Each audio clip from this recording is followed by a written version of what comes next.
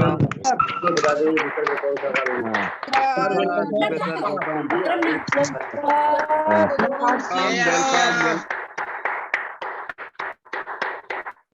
Welcome welcome sir, welcome. धन्यवाद sir. आवाज आ रही है सर? बिल्कुल परफेक्ट सर। जी आ रही। धन्यवाद। Welcome sir.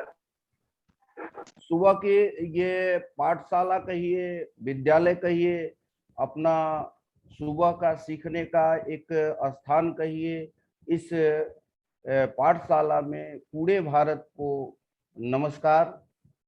मैं अनिल कुमार दुबे, निदेशक MSIT पब्लिक स्कूल भभुआ में 2.5 एकड़ में फैला हुआ एक खूबसूरत सा विद्यालय आपका है, और सरकारी नौकरी और कुछ बिजनेस पंजाब में भी अपना है। ये सारी चीजें परिचय में मैं इसलिए कह रहा हूँ कि आखिर मुझे जरूरत क्यों पड़ी इस बिजनेस को करने की। इस बिजनेस की जरूरत को बताने से पहले मैं इस बिजनेस में लाने वाले नरेश गिरी सर और उसके बाद इस बिजनेस में मुझे एक्टिव करने वाले SP वर्मा सर के लिए एक जोरदार ताली चाहूंगा।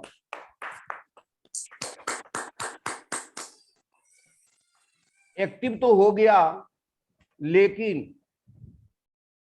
आवाज जा रही है सर?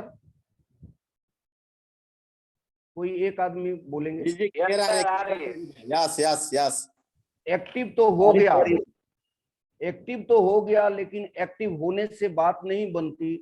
जो निरंतर चलाने वाले हमारे गुरु, पग पग पर जैसे भी परिवर्तन करना हो, सुबह की मीटिंग करना हो, शाम की मीटिंग करना हो, फिजिकल मीटिंग करना हो, बबुआ में मीटिंग करना हो, या बिजनेस को बढ़ाना हो, कैसे ग्रुप को बढ़ाना है, क्या करना है, उसके लिए निरंतर जो मेरे साथ एक छाया बन करके निरंतर अभी भी, और मुझे आशा नहीं पूर्ण विश्वास है कि भविष्य में भी जो चलने वाले हमारे महान गुरु यहाँ विद्यमान हैं, आदरणीय रवि सर के लिए मैं एक जोरदार ताली चाहूंगा।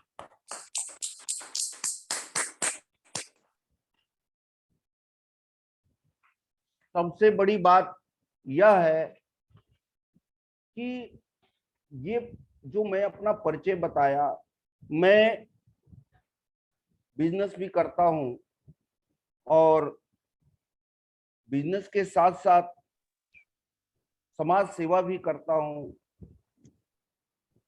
इसके साथ साथ नाम और शोहरत की भी कोई कमी नहीं है। शायद जो मेरे सानिध्य में है, भारत का कोई ऐसा जिला नहीं है जहां पे जाने पर 10,000 से कम लोगों से संपर्क सूत्र हो सके। यानी कहने का मतलब है कि जहां भी जाइए अपने लोग हैं। फिर भी क्या जरूरत पड़ी थी इस RCM बिजनेस करने की? इस RCM बिजनेस करने के पीछे क्या मकसद है? इसके मकसद को बताने से पहले मैं ये बताना चाहता हूं कि जब कोई व्यक्ति आगे बढ़ता है या महान बनता है या कोई कुछ खास करना चाहता है, तो उसके पीछे कहीं ना कहीं किसी व्यक्ति, महान व्यक्ति का हाथ होता है। और वो महान व्यक्ति जब आपके जीवन में आ जाता है तो आपको भी महान बना देता है। वैसे ही हमारे जीवन में महान व्यक्तियों की जो श्रृंखला 2-3 आई, उसमें SP Verma sir, Ravi sir, D Kumar sir के लिए भी एक जोरदार ताली होना चाहिए। क्योंकि मैं जब इस बिजनेस में आया, उस आने से पहले लोग बोलते हैं कि अगर 5 रुपए का घड़ा भी लेते हैं तो उसको ठोक कर देखा जाता है। मैं इस बिजनेस में आने से पहले रवि सर से मिला, SP वर्मा सर से मिला, डी कुमार से 3-3 बार जाके बनारस में मिला, और तब मैं आया।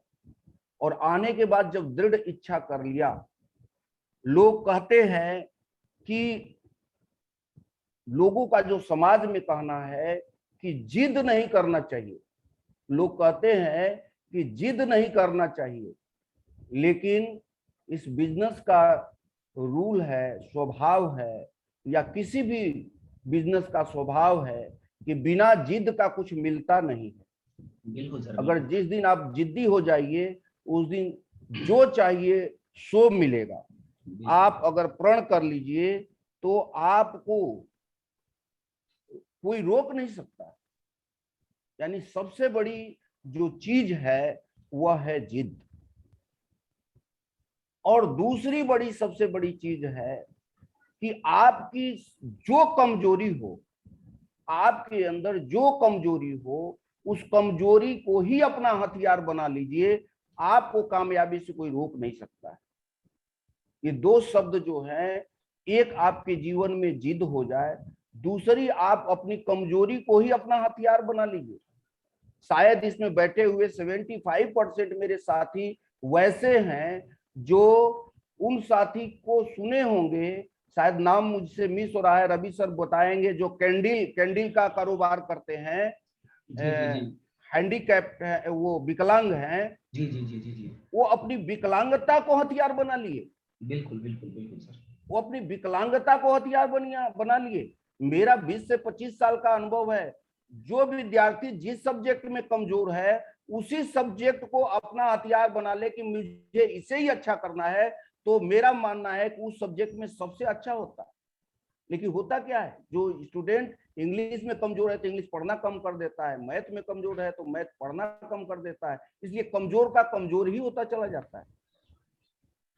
अब इसका मतलब यह है कि हम बिजनेस में कामयाब दो चीज अगर हम ठान लें, अपने अंदर एक जिद कर लें कि नहीं हमको कामयाब होना है, दूसरा अपनी कमजोरी को ही अपना हथियार बना लें, तो कोई दुनिया की ताकत नहीं है जो हमें इसमें कामयाब होने से रोक सकता है।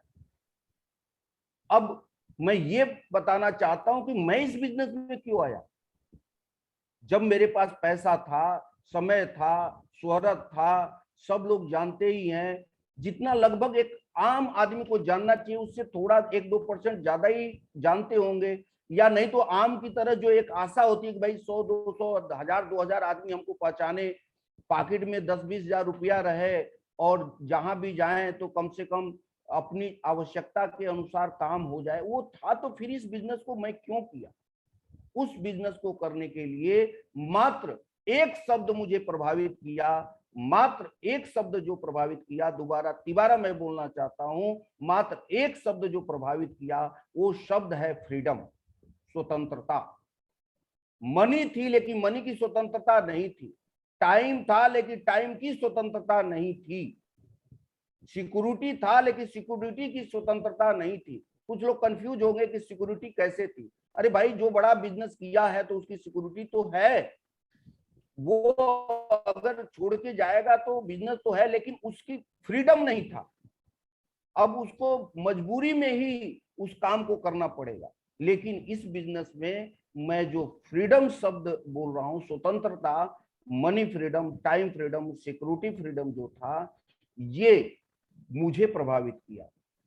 इसको मैं अच्छी तरह से 5 मिनट में बताऊं, इसके पहले मैं एक कलाम साहब की बात बताता हूं, कमजोरी की बात बताता हूं। कलाम साहब जब 1958 में, ये इनकी इच्छा थी कि मैं हवाई जहाज उड़ाने का वो क्या बोलते हैं, पायलट बने। लेकिन जब उस एग्जाम में गए थे तो उनका 9वां स्थान आया, और वहां पे मात्र 8 लोग का सिलेक्शन था और उनका सिलेक्शन नहीं हुआ। और वो दिन उनको ऐसा सीख दिया कि आप सभी जानते हैं कि वो साइंटिस्ट बन गए, और साइंटिस्ट ही नहीं, साइंटिस्ट बनने के बाद भारत में उन्होंने जो करके दिखाया, भारत के लोग उनको हाथों हाथ लिए और उनको राष्ट्रपति बना करके भी दिखाया।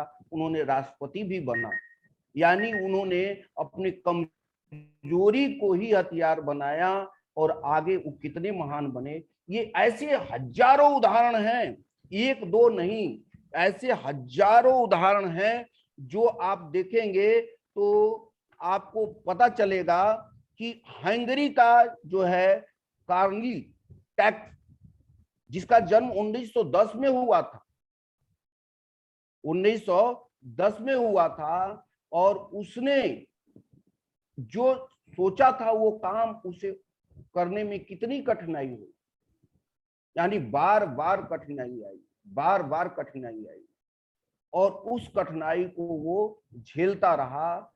मैं छोटी सी एक कहानी बात बताता हूं।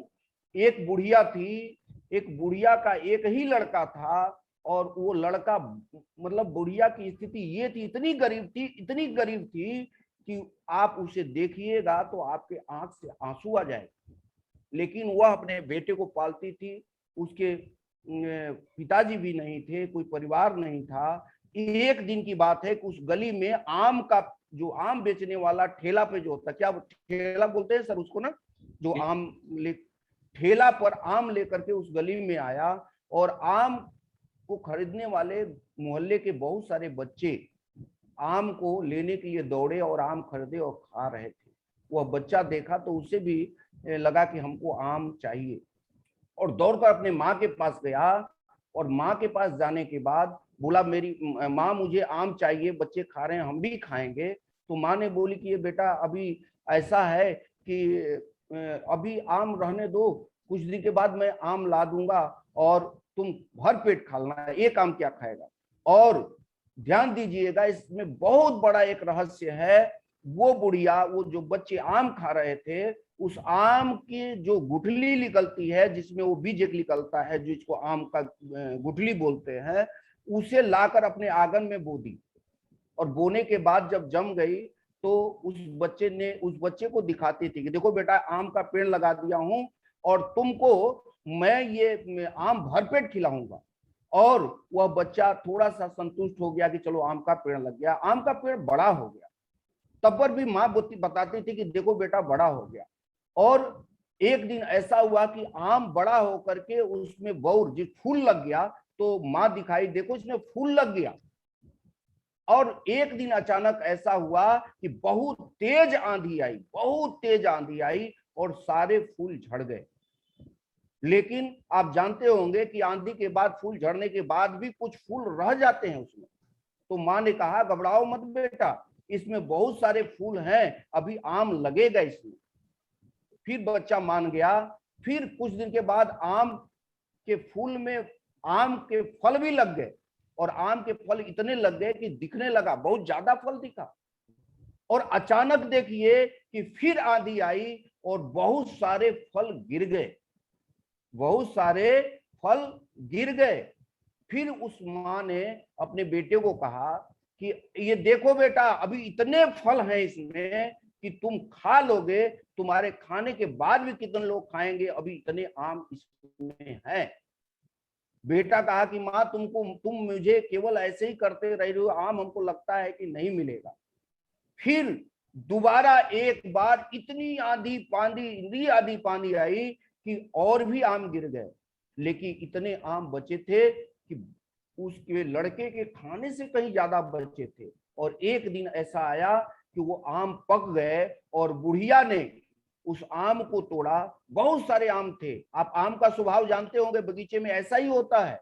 और आम के पेड़ से आम को जब तोड़ा पका हुआ और उस बेटे को दी, भर पेट खिलाई, और खिलाने के बाद दी कि जाओ उस बच्चों को भी बांट दो जो तुमको आम खा खा करके दिखा रहे थे।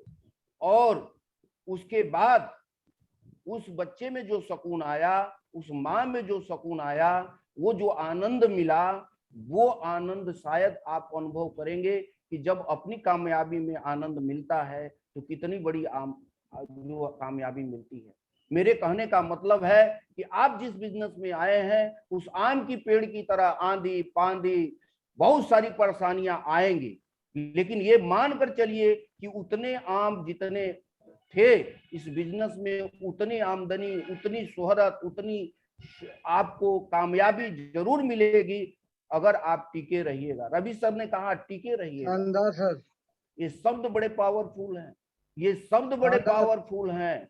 टिके रहना, अगर आप टिके रह गए उस बुढ़िया की तरह, उस गरीब माँ की तरह अगर टिके रह गए तो आप इस बिजनेस में कितना बड़ा कर सकते हैं इसका अंदाज भी आप नहीं लगा सकते, इसका अंदाज भी आप नहीं लगा सकते। सबसे बड़ी समस्या क्या है हम टिकते नहीं। हमको याद भी नहीं है कि विषम परिस्थिति हो तो किसी मीटिंग में मैं न रहूं, जबकि मैं जानता हूं कि मेरे से कम व्यस्त लोग मीटिंग में नहीं आते। जो जिम्मेवारी दी जाती है उस जिम्मेवारी को नहीं निभाते। जिम्मेवारी निभाने लगिएगा और टिके रहिएगा, अपने अपने मस्तिष्क को ये मानकर चलिएगा कि नहीं, मैं जो कर रहा हूं वो फ्रीडम के लिए कर रहा हूं, तो मनी फ्रीडम भी आएगा, टाइम फ्रीडम भी आएगा, सिक्योरिटी फ्रीडम भी आएगा। जब हम प्लान दिखाते हैं, इसमें सभी साथी ऐसे हैं जो प्लान दिखाते भी हैं, प्लान देखे भी हैं, और इस प्लान की खूबसूरती है कि यह बिजनेस को बता हुआ प्लान ही इस बिजनेस को बताता है कि इसमें मनी फ्रीडम है, सिक्योरिटी फ्रीडम है, टाइम फ्रीडम है। आप समझ लीजिए कि अगर पैसे तो यहां बैठा हुआ हर व्यक्ति कमा रहा है, क्या फ्रीडम से कमा रहा है? क्या मैं भी यहां बैठा हूं, शायद आप देख रहे होंगे मैं ऑफिस में बैठा हूं, और इस ऑफिस में अगर मेरा 7 बजे स्कूल खुलता है, मैं 8 बजे आके बैठूंगा तो यहाँ कुछ होने वाला नहीं। फिर वो क्या होगा, ये जो हमारा काम है वो डाउन के तरफ जाएगा। यानी यहाँ भी समय का प्रतिबंध है, फ्रीडम नहीं है। लेकिन आप अपना मीटिंग अगर 1 घंटा आगे पीछे कर लीजिएगा तो कोई परेशानी होने वाली नहीं है।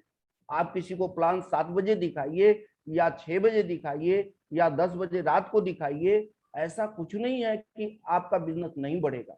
ये फ्रीडम आपको कहीं मिलेगा क्या? पैसा, पैसिव, जिसको मैं बार बार बताता हूं, पैसिव इनकम आपको क्या आ सकता है किसी बिजनेस में? क्या नहीं आ सकता है। और सुरक्षा आप बार बार देखे होंगे अपने ग्रेट अप्लायंस सुजीत सर के लिए एक मैं जोरदार ताली चाहता हूं। जब भी मीटिंग होता है सुजीत सर बार बार कहते हैं यह बिजनेस किस लिए करेंगे, यह बिजनेस किस लिए करेंगे। वो बार बार बताते हैं अपने आद औलाद के लिए करेंगे, अपने बच्चे के लिए करेंगे, अपने परिवार के लिए करेंगे। इसमें क्या छुपा है? इसमें पूर्ण रूप से 200% सिक्योरिटी फ्रीडम छुपा हुआ है।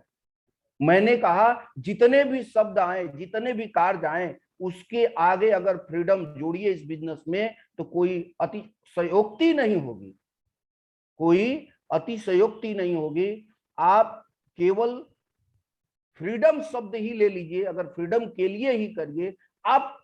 और जब फ्रीडम की बात आती है, आप रवि सर बताइए हमारे देश की स्वतंत्रता कितने दिनों में मिली?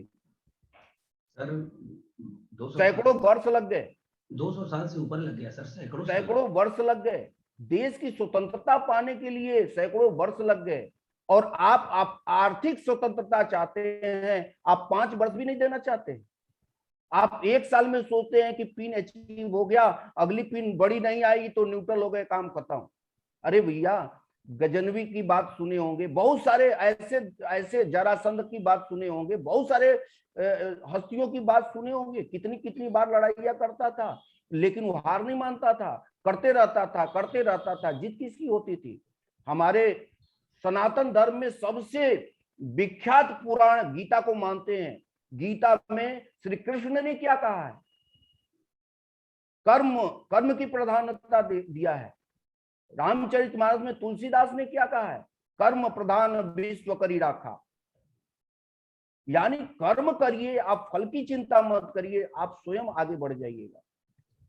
अगर मैं गिनती कराऊं, अगर मैं यहाँ पे किस लिए मैं कर रहा हूं, तो शायद 2 घंटे लग जाएंगे सारे कामों के कि क्यों मैं कर रहा हूं। आप अगर ध्यान से अगर देखिएगा तो बहुत सारे ऐसे चीज हैं जो आपको इस काम को करने के लिए बाध्य करते हैं, परिवार के सुख के लिए, फ्यूचर के लिए। मृत्यु के बाद भी आपके परिवार में इनकम आए, इसलिए यानी मिलावट से बचने के लिए। मिलावट शब्द जो है आपके बहुत बड़ा माने रखता है। आप खाते तो हैं, आपको पता ही नहीं है कि क्या खा रहे हैं, देश हित के कार्य के लिए। अब लोगों को पता होगा, कुछ लोग कहेंगे बिजनेस कर रहे हो, देश हित इसमें क्या है? आप बताइए ना भाई। आप इतने लोग हैं, 5% सर ने बहुत ज्यादा बोल दिया, 5% भी पूरे भारत में टैक्स नहीं देते हैं। ईमानदारी से बताइए सर, भारत में कितने लोग टैक्स देते हैं? हमें तो गर्व करना चाहिए कि हम यहाँ बैठे हुए सारे लोग अपने सामान को लेते हैं और टैक्स पे कर रहे हैं। बिल्कुल बिल्कुल बिल्कुल। अपने देश के लिए, धोखाधड़ी से बचने के लिए, धोखाधड़ी से बचने के लिए करना क्या है भाई? करना क्या है? खर्चा करें दिल से, इनकम लाएं बिल से। क्या करना बात। क्या है? बिल्कुल खर्चा करें दिल से और इनकम लाएं बिल से। जिंदगी के साथ भी और जिंदगी के बाद भी, जिंदगी के साथ भी और जिंदगी के बाद भी। रॉयल्टी इनकम है किसी बिजनेस में क्या?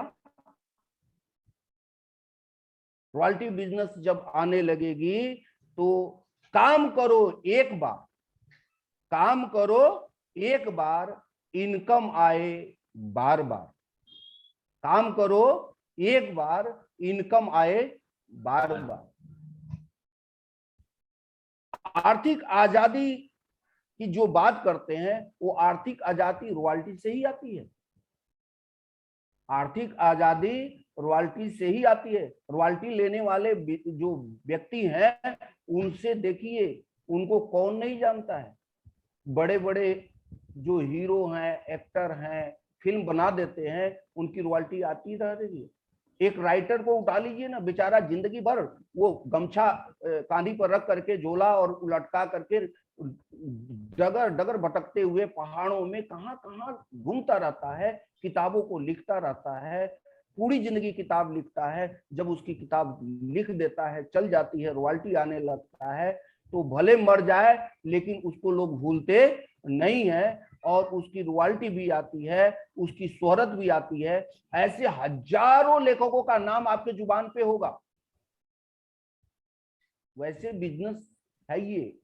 इसके लिए मैं करना चाहता हूं, करना ही नहीं चाहता हूं, कर रहा हूं, कर रहा हूं। चाह जब आपकी होती है तो आप चाह को पूरा करने के लिए, अगर मैंने पहले भी कहा कि जिद अगर आपके अंदर है तो कामयाब जरूर होंगे आप।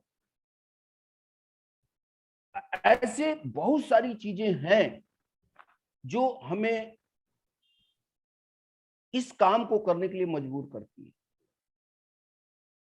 अब हम ये चीज जानते हुए भी कि हमें स्वतंत्रता भी मिलेगी, शोहरत भी मिलेगा, नाम भी मिलेगा, और जो चाहते हैं सो मिलेगा, और उस काम को हम न करें, दिल लगा के न करें, मन लगा के न करें, कर्मनिष्ठता से न करें, व्यवहारिकता में न करें। बहुत लोग व्यवहारिक नहीं होते। बिजनेस व्यवहार बना देता है। आप एक बनिया के यहाँ जाइए, उसके दिल में बहुत बड़ा कष्ट है, फिर भी आपसे प्रेम से बोलेगा, कभी ग्राहक को खराब नहीं करता है। आप बताइए, यहाँ बैठा कोई भी व्यक्ति किसी से दुश्मनी हो, वो दुश्मन भी उसके दुकान पे जाएगा तो क्या सामान देता है कि नहीं देता है? देता है, देता है, प्रेम से देता है। बल्कि बातचीत नहीं करता है तो उस दिन बातचीत भी करेगा, उस दिन उसका वेलकम भी करेगा। और हम क्या करते हैं? अपने व्यवहार को नहीं बनाते हैं। एक बार मेरे अंदर जो आईडी जुड़ गई, हम कितना व्यवहारिक हैं, हम कितना व्यवहार बना पा रहे हैं। हम जो है कहाँ मार खा रहे हैं। अपने व्यवहार को अगर बना लें, इस बिजनेस में कामयाब होने से कोई रोक नहीं सकता है। कामयाबी हाथों की लकीरों में नहीं होती, कामयाबी हाथों की लकीरों में नहीं होती, माथे के पसीने में होती। कामयाबी जो है हाथ के लकीरों में नहीं होती, माथे के पसीने में होती है। जो पसीने में होती है वो मजा आम जिंदगी में कहां, वो मजा आम जिंदगी में कहां जो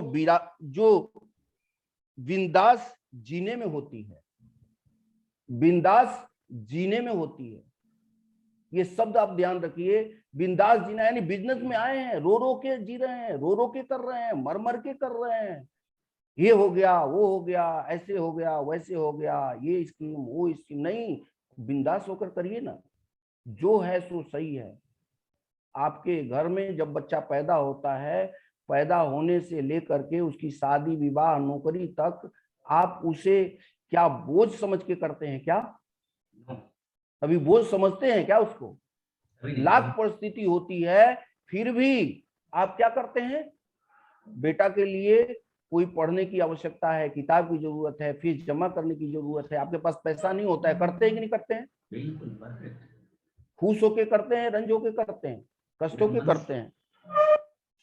अच्छी तरह से करते हैं, बिंदास होके करते हैं, और करने के बाद खुश होते हैं। मैं अपने बेटे को तो MBBS करा रहा हूँ, इंजीनियरिंग करा रहा हूँ। आपकी स्थिति माली है, फिर भी खुश है कि इंजीनियरिंग करा रहे हैं। आप अपने बिजनेस को अगर इस शिद्दत से करिएगा तो क्या आप कामयाब नहीं होइएगा क्या? दूसरी चीज, आप एक लाइन में बताना चाहता हूं, दुनिया में हर चीज ठोकर लगने से टूट जाती है। ध्यान रखिएगा, दुनिया में हर चीज ठोकर लगने से टूट जाती है, एक कामयाबी ही है जो ठोकर खाने से मिलती है। बिल्कुल बिल्कुल बिल्कुल सर। अब ध्यान दीजिए, इस शब्द को पुनः मैं दोहरा रहा हूं, दुनिया में हर चीज ठोकर लगने से टूट जाती है, एक कामयाबी ही है जो ठोकर खाने से मिलती है। आपको लगता होगा कि मैं दर दर भटक रहा हूं, किसी को बोल रहा हूं, वो मेरी बात नहीं मान रहा है, वो ये नहीं कर रहा है, वो नहीं कर रहा है। यही है ठोकर आपके लिए, यही है ठोकर आपके लिए। और इस ठोकर को आप सह लीजिएगा, इस ठोकर को आप जान लीजिएगा, इस ठोकर के बारे में आपको समझ आ गई तो कामयाबी आपके साथ दौड़ेगी। आप कामयाबी के पीछे नहीं दौड़ेंगे। मैं पहले भी बोल चुका हूं, मेरे पिताजी कहते थे, उद्योगिना पुरुषस्य मुपैति लक्ष्मी। उद्योगी पुरुष के पीछे लक्ष्मी भागती है, लक्ष्मी के पीछे उद्योगी पुरुष नहीं भागता है। और यहाँ एक एक व्यक्ति जो बैठा है वो उद्योगी है, बिजनेसमैन नहीं, उद्योगी। उद्योगी मैं बार बार कहता हूं, टीसी सर के मीटिंग में बहुत आदरणीय टीसी सर के लिए मैं एक जोरदार ताली चाहता हूं। उन्होंने कितने बार कहा है, बड़े बड़े मेरे अपलाइन जो है D Kumar sir, Sujit sir, बार बार हम लोग को याद दिलाए हैं कि आप बिजनेसमैन नहीं, उद्योगी हैं। उद्योगी, उद्योग जो फैक्ट्रियां चलाते हैं, आप फैक्ट्री के मालिक हैं 45% के। इसलिए मैं कहता हूं, उद्योगिना पुरुषस्य मुपैति लक्ष्मी। उद्योगी पुरुष के पीछे लक्ष्मी भागती है, लक्ष्मी के पीछे उद्योगी पुरुष नहीं भागता है। बस कर्म तो करिए, कर्म करते नहीं है। आप कामयाबी चाहते हैं तो कामयाबी बिना कर्म किए नहीं मिलने वाला है। आप अगर कर्म करते हैं तो कर्म से आप बहुत बड़े आदमी बन सकते हैं, बड़े उद्योगी बन सकते हैं, उद्योगी बन के दिखा सकते हैं। आप उस रास्ते पे चल पड़े हैं जहां ये जाता है। लोग बोलते हैं कि हमको अगर बनारस जाना हो तो हम पटना की तरफ अगर मुंह करके रहेंगे तो क्या बनारस पहुंचेंगे क्या? संभव नहीं, संभव नहीं। अगर हम अपना चेहरा बनारस की तरफ कर दें तो जरूर चलेंगे।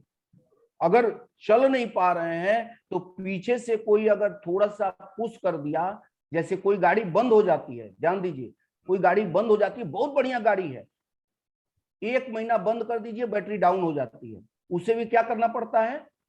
धक्का देना पड़ता है। और धक्का देने के बाद चालू होता है तो फिर बंद होता है क्या? बस गाड़ी का डायरेक्शन सीधा हो, बनारस की तरह आपका अगर मुंह हो और कोई भी थोड़ा सा भी पुश कर दिया तो फिर आप धीरे धीरे चलिए, तेज चलिए, जैसे भी चलिए, पहुंचिएगा कहाँ? कहाँ पहुंचिएगा? बनारस पहुंचिएगा। बनारस। तो मुझे लगता है कि मैं 5-7 मिनट ज्यादा समय ले लिया हूं, तो बहुत सारी बातें हैं जो हम लोग करेंगे, फिर समय मिलेगा, फिर और कुछ बातें होंगी। तो मैं अपने बातों को आज यहाँ ही विराम देता हूं और पुनः रवि सर ने मुझे समय दिया, तो रवि सर के लिए एक जोरदार शानदार सभी लोग ताली बजाएंगे। मैं आग्रह करूंगा, विनती करूंगा कि अपने ग्रेट अपलाइन का जो है सम्मान करें जोरदार तालियों से। धन्यवाद सर। धन्यवाद सर, धन्यवाद। और आज आपने अपने शब्दों से, अपने वाणी से, अपने भाव से, अपने विचार से, जिस श्रद्धा भाव से आप इस बिजनेस को कर रहे हैं और जिस श्रद्धा भाव से आपने अपने हर एक कार्य को करके आप यहाँ तक पहुंचे हैं, आज उसी भाव से आपने हम लोगों के बीच में अपनी बातों को प्रस्तुत किया। और हम क्या बताएं, मन तो कर रहा था कि आप अभी आधे घंटे और करिए, 1 घंटे और करिए, क्योंकि अभी तो समय, पैसा और सुरक्षा के ऊपर तो आपने बातचीत किया ही नहीं। टाइम, मनी, समय लिया जा सर, 15 मिनट और समय फिर लिया भी जा। सर फिर भी 15 बहुत मिनट और समय शानदार लिया रहा जा। सर, सुपर डुपर हिट रहा। नहीं 15 मिनट और समय लिया जा सर। नहीं सर, सब एक दिन में होगा तो आगे आपके अंदर, हर एक साथी के अंदर एक क्यूरियोसिटी होनी चाहिए कि अगली सर, बार फिर सर का समय होना। सर फिर दोबारा मिलेगा। इस बिजनेस में कामयाब होना है तो मैं पहले भी बोल चुका हूं कि पूरे विश्व में अगर किसी महापुरुष के आगे मर्यादा जुड़ा है तो वो हमारे आराध्य पुरुषोत्तम श्री राम है। और मर्यादा समय का होना चाहिए, मर्यादा अपने बातों का भी होना चाहिए, मर्यादा अपने विषय का भी होना चाहिए। तो मैं आपके जो जज्बात है उसका मैं रिस्पेक्ट करता हूं। 15 मिनट नहीं, आधे घंटे फिर कभी सर बोलेंगे, फिर विषय पे बोला जाएगा। तो मर्यादा में अगर हम रहेंगे, मर्यादा में मीटिंग करेंगे। ऐसा नहीं मुझे आप आधा घंटा 10 मिनट दीजिए, कल कोई वक्ता आएगा उसे अगर नहीं दीजिएगा तो उसे अच्छा लगेगा, नहीं लगेगा। तो अगर हम मर्यादा में रहेंगे तो सब कुछ होगा। और इस मर्यादा के साथ आज का टाइम पूरा हो गया है, इसलिए मैं सर से आग्रह करूंगा कि माइक जो है सर आप जी हैंडल बिल्कुल करिए। बिल्कुल। धन्यवाद। देखें, हमें समय के हिसाब से ही हर एक कार्य को करना है। कार्य कोई भी हो, अगर हम समय प्रतिबंध होकर के काम करते हैं तो फिर वो लंबे समय तक वो कार्यक्रम चलता है। और लीडर की एक सबसे बड़ी पहचान क्या होती है, आप देखे होंगे जब भी कोई सीरियल टीवी में होता है तो वो सीरियल पे जब ही बेस्ट पॉइंट आने वाला होता है उसी टाइम उस पे एडवर्टीजमेंट और प्रचार आने लगता है। कई बार आप बहुत सारे साथी होंगे कहते होंगे यार मेन पॉइंट पे ही प्रचार आ गया। तो अभी मेन पॉइंट तो अनिल सर ने कवर किया ही नहीं है, वो है टाइम, मनी, सिक्योरिटी और इन 3 चीजों के ऊपर। लेकिन उन्होंने क्लाइमेट जरूर यहाँ पर क्लाइमेक्स कर दिया है इन्होंने। नेक्स्ट अगली बार अवसर जरूर आपको प्राप्त होगा और हम लोगों के बीच में पूरे विषय को आप रखेंगे। अनिल खरवार सर की भावनाओं को भी हम लोग समझ सकते हैं और सभी लोगों की भावनाओं को हम लोग समझ सकते हैं, परंतु एक दिन में अगर पूरी गीता और रामायण पढ़ाया जाए तो वो नीचे से नहीं जाएगा, वो ऊपर से जाएगा। तो इसलिए 1 बाय 1 सभी पॉइंट हम लोग सीखें तो वो बेहतर होगा। और एक बार हम चाहेंगे कि अनिल कुमार दुबे सर, जिन्होंने एक बहुत ही व्यवस्थित और समय की मर्यादा को ध्यान रखते हुए इन्होंने अपने कार्यक्रम को किया, एक बार जोरदार तालियां श्री अनिल कुमार दुबे सर के लिए प्लीज। सभी साथी वेलकम वेलकम, बहुत बहुत congratulation. Thank you sir, thank you thank you. हम एक शानदार शब्द में लाखों सर, रुपए की शानदार, बात। धन्यवाद। शानदार, जबरदस्त। शानदार सर, सुपर से भी ऊपर। यस क्या यस प्रमुख बात सर, एकदम है। सुपर। एक एक शब्द लाखों रुपए की कीमती थी सर। अब एकदम लास्ट, रिकॉर्ड ब्रेक कर दिए सर, थैंक यू। धन्यवाद सर सभी साथियों का। अब लास्ट का 1-2 मिनट केवल मैं ले लूंगा, उसके बाद फिर प्रोग्राम को हम लोग यहीं पर स्थगित करेंगे। जैसा कि आपको मालूम है कि ये सितंबर मंथ का क्लोजिंग मंथ चल रहा है और आज आपका 28 यानी 28 तारीख है। तो क्लोजिंग में आपने जो जो टारगेट बनाए हैं उस टारगेट के ऊपर पूरी शिद्दत के साथ, पूरे समर्पण भावना के साथ उस पर आप अपना कार्य लगातार करते रहिए। 10 अक्टूबर को परारकर भवन में एक बहुत ही सुसज्जित, शानदार, बेहतरीन, धमाकेदार प्रोग्राम की शुरुआत हो रही है। जो भी साथी 5000 बीबी या उदयपुर या फिर न्यूट्रिशन का टारगेट या फिर स्टार डायमंड क्लब या फिर न्यू वाइटल करके आएंगे, उन सभी साथियों को बहुत ही अच्छे तरीके से, सुसज्जित तरीके से, एक जैसे रॉयल्टी अचीवर का सेलिब्रेशन होता है वैसे ही हमारे वाइटल साथियों का सेलिब्रेशन होगा। तो आप सभी साथी अपने पूरी टीम में पूरी शिद्दत, पूरे समर्पण के साथ, पूरी ताकत के साथ ज्यादा से ज्यादा आपकी टीम में सेनापति तैयार हों। जितने ज्यादा मंत्री और सेनापति आपकी टीम में तैयार होंगे, आपकी सरकार उतनी लंबी और उतनी मजबूत चलेगी। तो सरकार का मतलब होता है आपका बिजनेस और सेनापति का मतलब होता है आपकी टीम के वाइटल अचीवर। जितने ज्यादा संख्या आपकी टीम में वाइटल्स की होगी, जितने ज्यादा संख्या में लोग सम्मानित होंगे, आप एक पल के लिए आप आंख बंद करके सोचिए, विजुअलाइज करके देखिए कि आप बिगिनर किए हैं, आप स्टार्टर अचीवर बने हैं, आप ओपनर अचीवर बने हैं, आप ईगल अचीवर बने हैं। मंच पे आपको बुलाया जा रहा है, आपके गले में माला डली हुई है, पूरा भरा हुआ है गला माला से, आपको ट्रॉफी दी जा रही है, आपको मंच पे माइक मिल रहा है, सैकड़ों लोग आपकी बातों को सुन रहे हैं। दोस्तों, ये पल, ये क्षण बाहर के किसी काम धंधे में, किसी वर्क में आपको नहीं मिल सकता, जो कि आरसीएम के बिगिनर अचीवर को पल, वो क्षण देखने को मिलता है। तो पूरे जोरदार तरीके से अपने क्लोजिंग को शानदार बनाइए। एक एक दिन, एक एक पल कीमती है। और जो साथी न्यू ज्वाइनिंग पर काम कर रहे हैं, 10 न्यू ज्वाइनिंग, 25 न्यू ज्वाइनिंग और 50 न्यू ज्वाइनिंग करवाने वाले साथियों को भी ससम्मानित तरीके से, शानदार तरीके से सम्मानित किया जाएगा। तो आप न्यू ज्वाइनिंग पर, अगर आपकी टीम में 5 ज्वाइनिंग करा चुके हैं, आप 8 ज्वाइनिंग करा चुके हैं, तो 2 ज्वाइनिंग से आपका 10 ज्वाइनिंग छूट रहा है। आपकी टीम में 20 लोगों की, आपकी टीम में 20 लोग की एंट्री हो चुकी है, लेकिन अगर 5 लोगों की एंट्री बची है तो उसको भी करवाने के लिए 3 दिन में पूरा प्रयास करिए, क्योंकि 25 ज्वाइनिंग पर भी सेलिब्रेशन है। अगर आपने 40 ज्वाइनिंग अब तक करा दिया है, 10 ज्वाइनिंग बची हुई है, तो उसको भी कराने का प्रयास करिए, क्योंकि 50 ज्वाइनिंग पर भी सेलिब्रेशन है। और सेलिब्रेशन काम चलाओ नहीं है मेरे मित्रों, सुपर डुपर हिट सेलिब्रेशन होगा। और ये केवल 1 महीना नहीं होगा, ये हर महीना होने वाला है। तो तैयारी जोरदार करें सर। और आज के प्रोग्राम को यहीं पर हम लोग स्थगन करेंगे, प्रोग्राम का स्थगित करेंगे इस सभा को। एक मिनट से बस लेंगे सर। सभी सीनियर लीडरशिप अचीवर और रॉयल्टी अचीवर से निवेदन ये है कि 8:30 बजे से आदरणीय सुजीत कुमार सर का एक प्रोग्राम रखा गया सीनियर लोगों का, तो उसमें आप जरूर कनेक्ट होइए। मात्र आधा घंटा का प्रोग्राम चलेगा। सुजीत सर हम लोग बीच में आएंगे और जो बचा हुआ 3 दिन है कैसे हम अपने बेस्ट कर सकें, उसके लिए पूरी तैयारी के साथ में सर आएंगे। तो हम लोग आधे घंटे के लिए उस प्रोग्राम में जरूर रहेंगे, स्टार पिन अचीवर से ऊपर जितने भी साथी हैं। Okay, thank you sir. धन्यवाद सर, धन्यवाद। डॉक्टर आरपी विजय लिखा है, सेलिब्रेशन कब होगा सर? 10 अक्टूबर का डेट निर्धारित है सर, आप लोग याद रखिएगा उसको।